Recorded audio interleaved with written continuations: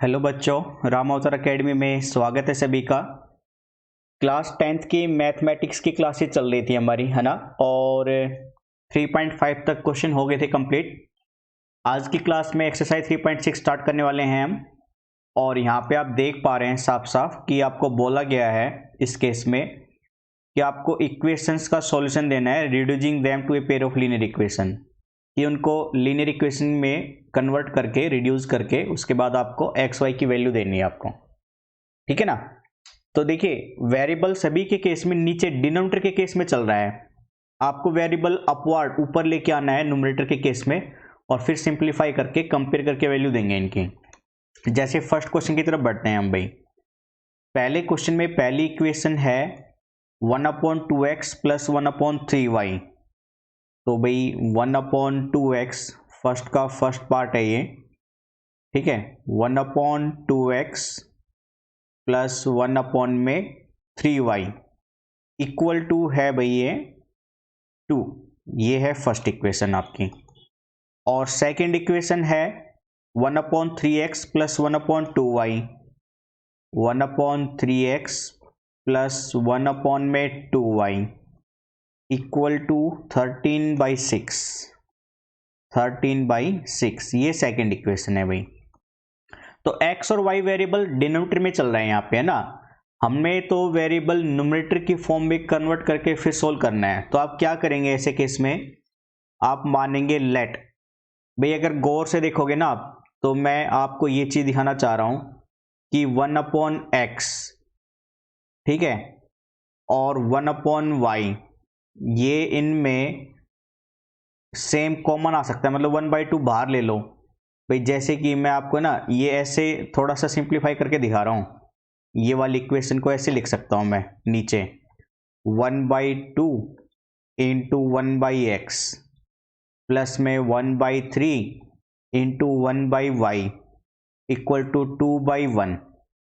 Similarly ये वाली equation को मैं ऐसे लिख सकता हूं, 1/3 into 1/x plus 1/2 into 1/y equal to में 13/6। तो आप देख पा रहे हैं कि 1/x 1/y दोनों इक्वेशन में है ना। तो इन्हीं को मैं लेट करके चलूंगा। तो मैंने माना लेट 1/x एक अनदर वेरिएबल है जो कि p है, और 1/y एक अनदर वेरिएबल है जिसको मैंने q मान लिया, q। यानी ये वाली इक्वेशन अब वापस ऐसे कन्वर्ट हो जाएगी, 1/2 इंटू 1/x की जगह पे p, तो p प्लस का 1/3 इंटू 1/y की जगह पे q इज इक्वल टू 2/1। यानी वापस से एलसीएम लेके सिंप्लीफाई करोगे ना, तो एलसीएम होल टोटल 6 आ जाएगा। तो ये 3p प्लस में 2q इक्वल टू में 12, और फिर एलसीएम गायब हो जाएगा यहाँ से। तो इक्वेशन बन जाएगी 3p plus 2q equal to में 12। इसको मैं थर्ड इक्वेशन नाम दे दूंगा भाई। अब सिमिलरली इस केस में आ जाओ भाई, यहाँ पे वैल्यू क्या बन जाएगी अब, 1/3 इंटू 1/x को p प्लस में 1/2 इंटू 1/y को q इक्वल टू 13/6। भाई एलसीएम टोटल वापस से 6 ले लिया, तो ये 2p प्लस में 3q इक्वल टू में 13, ठीक है। यानी वापस से 6 गायब हो जाएगा क्योंकि सबका टोटल एलसीएम ले लिया है। तो इक्वेशन बन जाएगी 2p plus 3q equal to 13। इस इक्वेशन को हम फोर्थ नाम दे देंगे भाई, ठीक है। अब मैं एलिमिनेशन मेथड से सोल्व करूंगा भाई। एलिमिनेशन मेथड मुझे काफी अच्छा और आसान लगता है। आप चाहे क्रॉस मल्टीप्लिकेशन मेथड से या सब्स्टिट्यूशन मेथड से कर सकते हैं, जो हमने पहले की अपनी लास्ट क्लासेस में डिटेल में किए थे क्वेश्चन। तो यहाँ पे भाई आप देख पा रहे हैं कि थर्ड और फोर्थ में मैं क्यू को एलिमिनेट करना चाहता हूं, मान लो।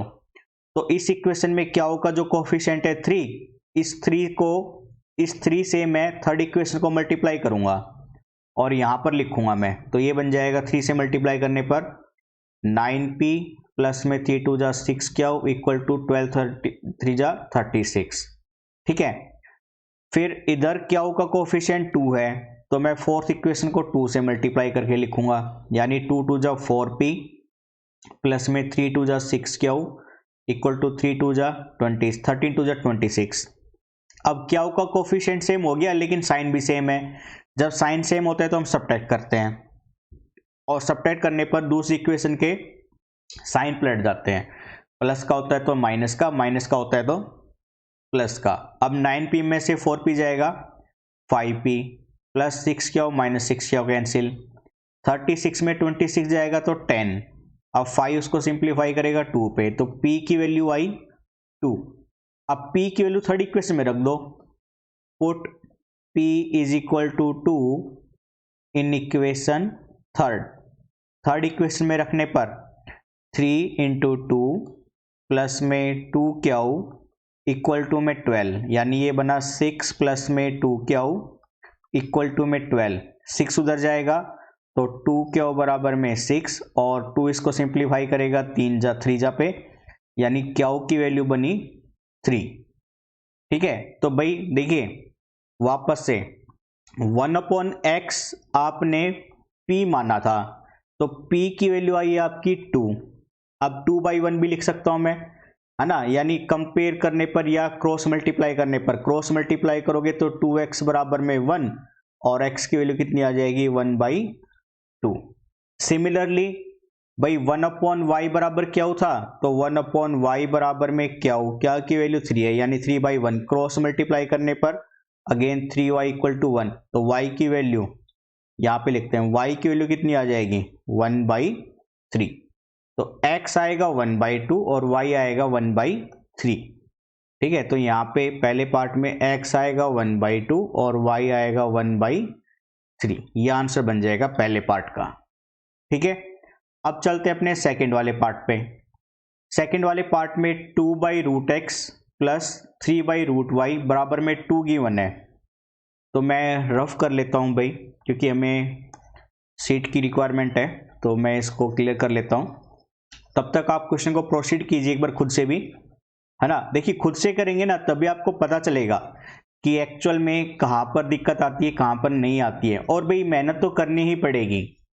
देखिए कई बार क्या होता है कि आपके अंदर का जो मतलब आप एक तरह से कह सकते हैं नेगेटिव थिंकिंग्स, वो आपको रोकती है अच्छे काम करने के लिए। उसी चीज से आपको ऊपर उठना है, ठीक है ना। अगर आपने कोई चीज ठान ली ना एक ही वे में कि आपको ये करना है, तो वो जरूर होकर रहेगा। ऐसा कभी भी नहीं होता है कि एक 30% यानी जो पुअर, मतलब हालांकि इंटेलिजेंट एंड पुअर स्टूडेंट वाली तो कोई चीज़ होती नहीं है, बस वो एक प्रैक्टिस के ऊपर डिफरेंस होता है। कुछ बच्चे प्रैक्टिस पे कम ध्यान देते हैं, इसलिए वो अपने आप को थोड़ा सा पुअर कैटेगरी में मान के चलते हैं। लेकिन आप भी अपनी क्लास में बेस्ट परफॉर्मेंस दे सकते हैं अगर प्रैक्टिस पे ज़्यादा से ज़्यादा टाइम इन्वेस्ट करेंगे तो। इसलिए बाकी चीज़ों को साइड में रखो, क्योंकि स्टूडेंट लाइफ में आपके लिए सिर्फ और सिर्फ पढ़ना ही ज़्यादा मायने रखता है। ठीक है, सब चीज़ें पीछे छूट जाएगी, सिर्फ और सिर्फ आपका कैरियर यानी आपका काम ही आपके साथ रहेगा। तो इसलिए आज से अपने आलकस को दूर करिए और मेहनत पे विश्वास कीजिए। ठीक है, तो भाई आपके पास दूसरा क्वेश्चन है, उसमें 2/√x, ये है सेकंड वाले पार्ट में 2/√x प्लस में 3/√y, 3/√y इक्वल टू है ये 2। ठीक है, और ये तो पहली इक्वेशन है। मतलब दूसरी इक्वेशन क्या है इसमें, 4/√x, 4/√x प्लस में माइनस में 9/√y, माइनस में 9/√y इक्वल टू -1 दे रखा है ना, -1 ही था। तो ये है आपके पास सेकेंड इक्वेशन। वापस से सिंप्लीफिकेशन के लिए बोला है। फिर से आप देख रहे हैं 1/√x 1/√y दोनों इक्वेशन में है, तो आप इसी को लेट कर लीजिए। आपने माना 1/√x है p के बराबर और 1/√y है क्यू के बराबर, यानी ये वाली पहली इक्वेशन बन जाएगी फिर आपकी 2p plus 3q equal to 2। Equation third नाम दे दिया हमने इसको। और ये वाली इक्वेशन बन जाएगी आपकी 4p माइनस का 9q इक्वल टू -1। ये इक्वेशन फोर्थ बन जाएगी भाई।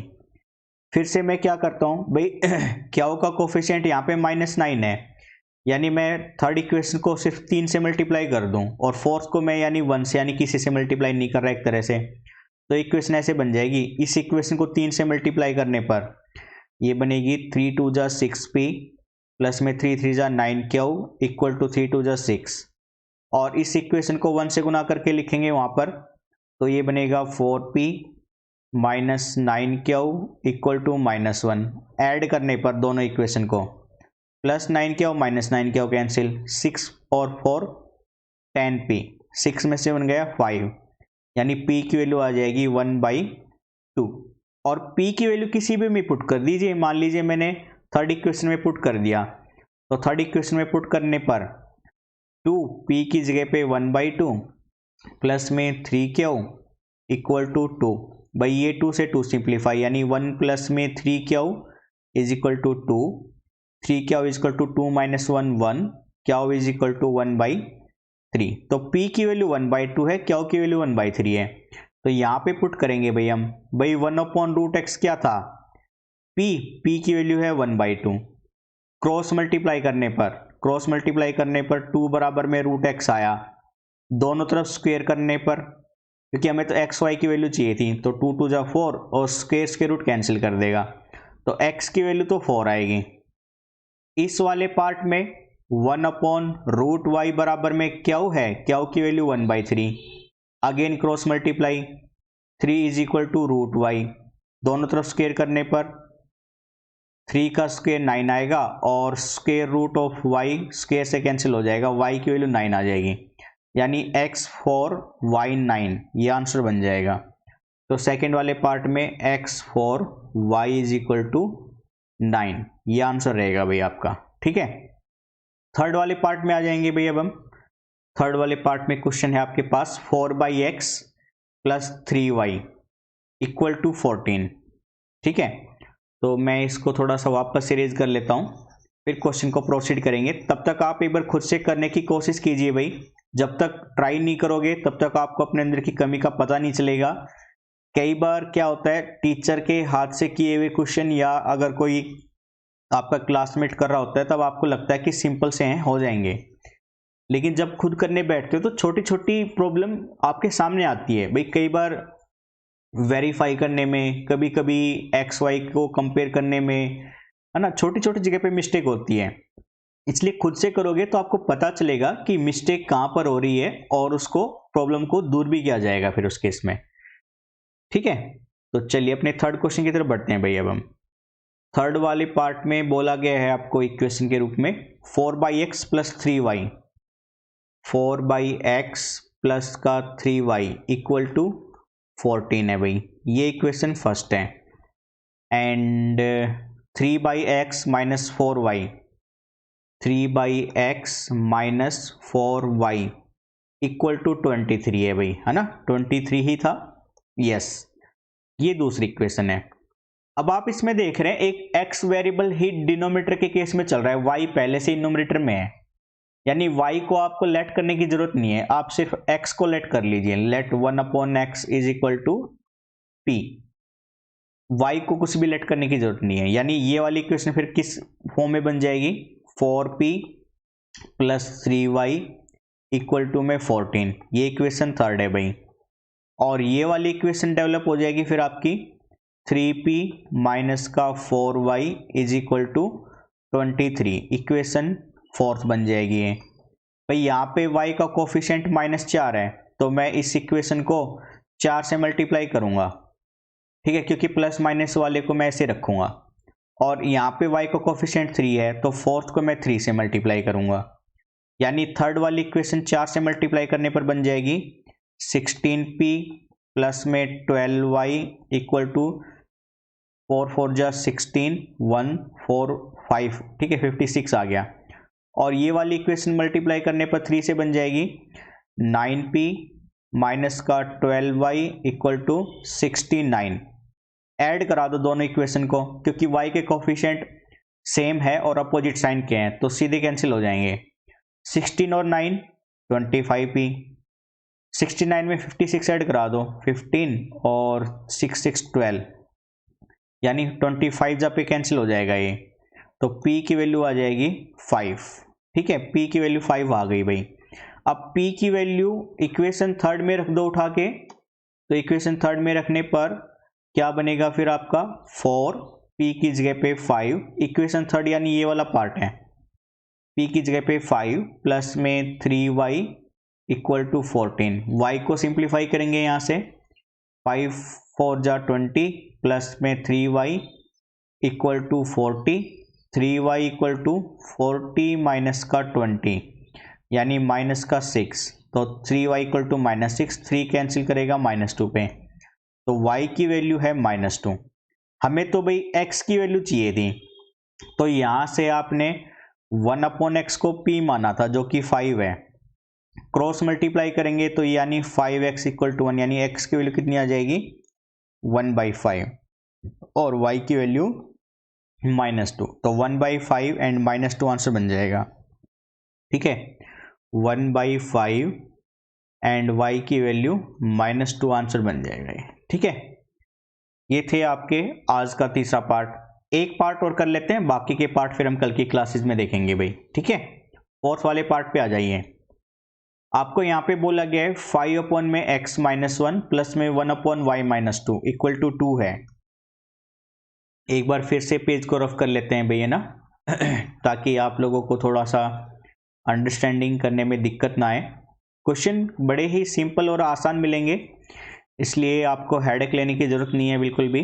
बस पेशेंस बनाकर लगातार जुड़ी रहिए हमारे साथ में, क्योंकि इन क्लासेस के साथ में आप लोगों को प्रैक्टिस भी कराएंगे हम, या वर्कशीट भी प्रोवाइड कराएंगे। तो आप राव माता अकेडमी से जुड़े रहेंगे तो आपको प्रॉपर हैंड राइटिंग नोट्स भी मिलेंगे और साथ में प्रैक्टिस के लिए डिफरेंट क्वेश्चन भी मिलेंगे आपको। ठीक है, साथ ही लास्ट में हम अपने CBSE के लास्ट 20 ईयर्स के क्वेश्चन भी कर लेंगे, ताकि प्रैक्टिस की तरफ से कोई कमी ना रह जाए राम अवतार अकेडमी की तरफ से। तो फोर्थ है क्वेश्चन, पहली क्वेश्चन 5 में x -1, 5 में x -1 प्लस का 1 में y -2 था शायद से ना, हाँ जी, इक्वल टू 2 है भाई। ये है फर्स्ट इक्वेशन। और सेकंड है 6/x -1, 6 में x -1 एंड -3 में y -2 इक्वल टू, ये है भाई 1। अगर आप देखें ना गौर से तो मैं इस इक्वेशन को ऐसे लिख रहा हूं भाई समझाने के लिए, 5 इंटू 1 में x -1 है ये, प्लस में ये 1 में 1 इंटू 1 में y -2 है इक्वल टू 2। और ये वाली इक्वेशन ऐसे है भाई, 6 into 1/x -1 -3 into 1/y -2 equal to 1। ये इक्वेशन ऐसे है। तो यानी आप देख रहे हैं 1/x -1 दोनों इक्वेशन में है और 1/y -2 भी दोनों इक्वेशन में है। यानी अकेले 1/x 1/y को पुट करके नहीं कर सकते आप, तो जो दोनों में सेम कॉमन आ रहा है ना उसको पूरे को लेट किया जाता है। इसीलिए मैंने यहाँ पे लेट किया कि 1/x -1 p के बराबर रखेंगे और 1/y -2 को q के बराबर रखेंगे। इसलिए भाई ये वाली इक्वेशन बन जाएगी आपकी अब 5p प्लस में 1 इंटू q, 1q या अकेला q इक्वल टू 2। ये इक्वेशन थर्ड है भाई। और ये इक्वेशन बन जाएगी फिर आपकी 6p minus 3q equal to 1। ये फोर्थ इक्वेशन है। यहाँ पे q का कोफिशिएंट 3 है, -3 मतलब, और यहाँ पे 1 है, तो मैं इसको 3 से मल्टीप्लाई कर लेता हूँ बस इक्वेशन थर्ड को। तो थर्ड इक्वेशन यानी ये इक्वेशन बन जाएगी 5 3 जा 15p प्लस का 3q इक्वल टू 3 2 जा 6। और ये इक्वेशन ऐसी कैसी, यानी 1 से मल्टीप्लाई करने पर ये बन जाएगी फिर आपकी 6p minus 3q equal to 1। दोनों इक्वेशन को ऐड करा दो भाई, क्योंकि q के कोफिशिएंट सेम है और अपोजिट साइन के हैं, तो ये कैंसिल। 15 और 6 21p इक्वल टू 7 और p की वैल्यू 7 में 21 यानी 1/3, तो p आ गया आपका 1/3। तो भाई p की वैल्यू आ गई आपके पास 1/3। अब q की वैल्यू चाहिए आपको, तो मैंने p की वैल्यू उठाई और थर्ड इक्वेशन में ही रख दी, इस वाली इक्वेशन में। ठीक है, तो इक्वेशन में p की वैल्यू रखेंगे तो 5p की जगह पे 1/3 प्लस का क्यू इज इक्वल टू 2, यानी क्यू की वैल्यू आएगी 2 माइनस का 5/3। एलसीएम लेंगे तो 6 माइनस 5/3 यानी 1/3 आ गया। तो क्यू की वैल्यू भी कितनी आ रही है, 1/3। ठीक है, तो जैसे 5/3 और 1/3 6/3। ठीक है, क्यू की वैल्यू भी कितनी आ रही है आपकी, 1/3। अब आपको तो x और y की वैल्यू चाहिए थी, p क्यू की वैल्यू थोड़ी ना चाहिए आपको। आपने तो p क्यू बस सिंप्लीफाई आसान करने के लिए, यानी सिंप्लीफिकेशन को थोड़ा इजी में करने के लिए p क्यू लेट करके किया था आपने, लेकिन क्वेश्चन में आपको तो एक्स वाई की वैल्यू पूछी गई है। तब आप क्या करेंगे, वापस से जैसे करते आ रहे थे। ठीक है, यानी उसी केस में मैं पी क्यू की वैल्यू पुट करूंगा जिसको मैंने लेट किया था। यानी भाई आपके पास वैल्यू ऐसे बन गई है अब कि 1/x - 1 था p की वैल्यू 1/3, क्रॉस मल्टीप्लाई करा दो तो ये 3 इंटू में x - 1, यानी x की वैल्यू कितनी आ जाएगी, 3 + 1 जो कि 4 है, x आया 4। और 1/y - 2 ये माना था आपने q जो कि 1/3 है। अगेन क्रॉस मल्टीप्लाई तो 3 इज इक्वल टू y - 2, यानी y की वैल्यू बनेगी फिर 3 + 2 = 5। तो x 4 आया एंड y 5।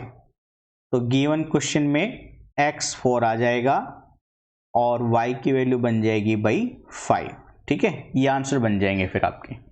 तो आज के सेशन में हम अपने फोर्थ पार्ट तक ही सीमित रखते हैं, क्योंकि थोड़ा थोड़ा करके करेंगे तो शायद से आपको वर्क डन इतना आपको हैवी भी नहीं लगेगा और आराम से आप लोग प्रोसीड भी कर लेंगे। ठीक है ना, तो धीरे धीरे करके हम अपने क्वेश्चन के सिलेबस की तरफ आगे बढ़ते चलेंगे अंडरस्टैंडिंग करते हुए।